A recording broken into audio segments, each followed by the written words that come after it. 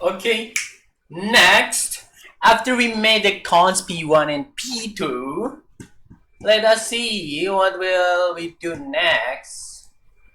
Okay, nested JSX. You can nest JSX elements inside of other JSX elements. Okay, just like in HTML, here's an example of JSX H1 element nested inside of a JSX A element. Ah, I see, I see. Here is it. I think it's the HTML. To make this more readable, you can use HTML style line. Okay, no problem. If a JSX expression takes up more than one line, then you must wrap the multi-line JSX expression in parentheses. This looks like strange at first, but you get used to it. Oh, I see, parentheses like this. Okay, no problem. Okay, let us try this one. My div, okay, cons new variable called my div equal to div, wrap the div in parentheses. Okay, no problem. Again, nest and h1. Okay, okay, let's try. Cons my div equals parentheses or div, perhaps. Where is div? It's here, and we have div, and we need to insert the h1 hello world. Okay, no problem. H1 hello world. Okay, h1. Let's try to run this.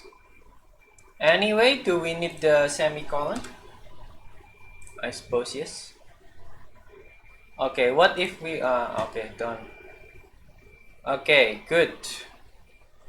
I think this is easy. Let's go next. JSX outer elements. There's a rule that we haven't mentioned. A JSX expression must have exactly one outermost element. In other words, this code will work. I see. Exactly must be outermost element. One outermost element. I see. This will not work because if we have 2p, which is outer side. The p is the outer side element, but the React can only render one element out from the outer side. So we should not use this. This is too dangerous for React.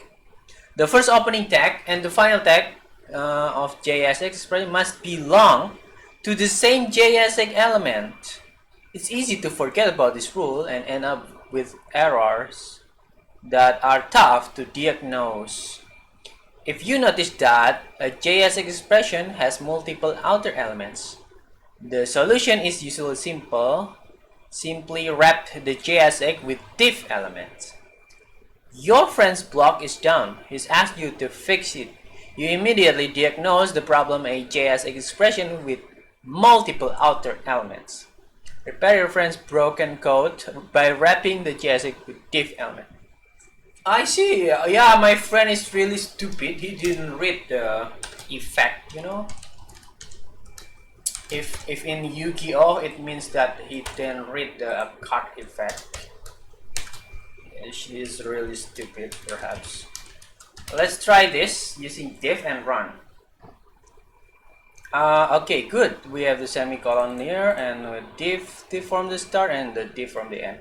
Okay, welcome to dance block. Whoa, I had the tastiest sandwich today. Like literally, I literally almost freaked out. Oh, good, good, good. So let's go next. Rendering JSX. Wow, it is really new for me. To render JSX expression means to make it appear on screen. The following code will render a JSX expression: const container document get element by ID and blah blah blah, const root, create root, container, root render, h1 hello world, h1. Okay, no problem. Starting on line 5, carefully copy the above code into the code editor. We'll go over how it works in the next exercise. I don't want to copy because copying is plagiarism. I don't want to do that, so I want to just write down because container. What the? I suppose document dot get element by ID like this. Okay, good. And okay, let's try another const root. Create root container. Okay, no issue. Let's go to root render. What is root render? Root dot render h1. Okay, what is this? Okay, h1 hello world h1. Okay, let's try to run. I don't know. Okay, let's see how it works from the next page. Rendering JSX explained. Let's examine the code that you just wrote in the last exercise. Okay, get element by ID app, blah blah blah blah, create root container or render. Before we get started, it is essential to understand that React relies on two things to render: what content to render and where to place the content. Okay, I see. With that in mind, let's look at the first line. What content to render? I see. Okay. Get element by ID. Use the document object which represents our web page. Document object which represents our web page uses the get element by ID method of document to get the element object representing the HTML element with the passed in ID. Stores element in container. Okay, this is the container, get element by ID app. Okay, we got the element. Okay, we take the element inside the container and root, create root. What is create root? We use create root from the React DOM client library, which creates a React root from container and stores in root. Can be used to render a JSX expression.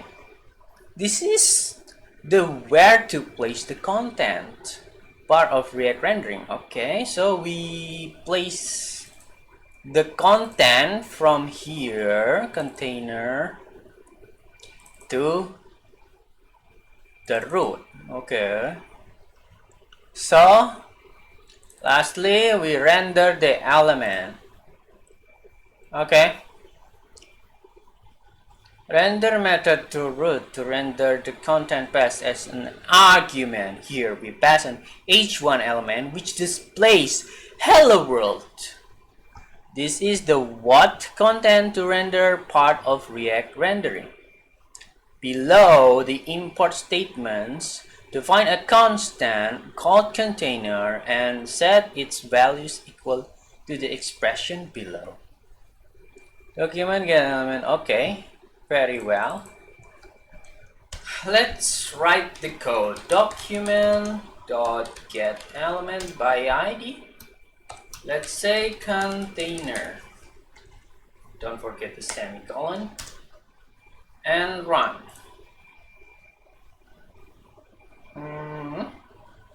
Okay, let's define the element container equals this. Okay, next define the constant called root. Const root equals create root container. Okay, no problem. Now let's render it. Okay.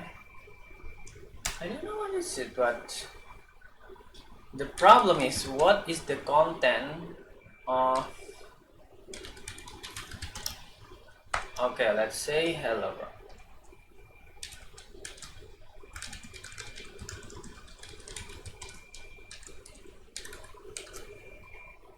Don't forget the semicolon. Okay, what about if we just make a hello? We want to make a const hello and equals this. How about that? Is that okay? What if we do that? Oh, anyway, don't forget the parentheses. I think this is going to be useful. This is okay. What about if we change to hello underworld? Okay, I think it works for the React. So we can wrap inside the variable and render it using hello. Okay, nice work. Let's try the next page. Oh, okay. Anyway, I think we can continue to the next part. Thank you.